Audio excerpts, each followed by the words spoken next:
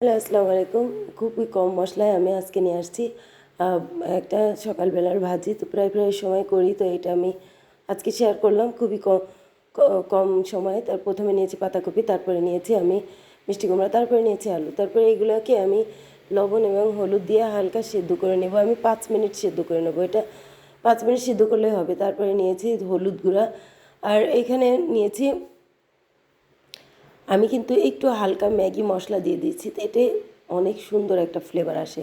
তো এটা হালকা পানি দিয়ে আমি এটাকে ঢেকে দেবো, ঢেকে দিয়ে বয়ল করে নেব। 5 মিনিট বয়ল করব এটাকে।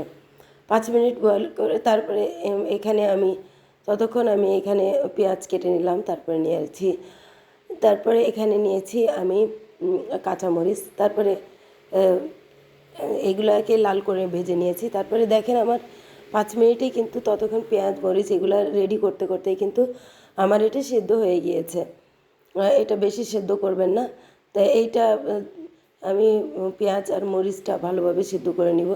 আপনি চাইলে এখানে জিরা কিংবা অন্য কিছু দিতে পারেন। আমি এখানে ধনে গুঁড়া জিরা গুঁড়া একসাথে দিয়ে দিচ্ছি। তারপরে আমি গুঁড়া ইউজ করেছি। তারপরে এখানে দেখেন এটা বয়েল হয়ে গিয়েছে হালকা, বেশি বয়েল করবেন না।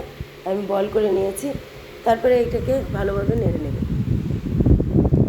দেখেন নাড়তে নাড়তে একদম মশলাগুলি হালকা মশলা যেগুলো আছে এগুলো আপনি মিক্স হয়ে যাবে। তারপরে মিক্স করার পর আমি এটা মিক্স করে নিচ্ছি। এটা কিন্তু 2-3 মিনিট মিক্স করে আপনি হালকা একটু ঢেকে রাখবেন। ঢেকে রাখার পর এই যে দেখেন আমার হয়ে গিয়েছে। এখন পরিবেশনের পালা। আমি এখন এই দেখেন পরিবেশন করছি। এই যে আমার পরিবেশন হয়ে গিয়েছে। তো কেমন লাগলো আমার এই রেসিপি?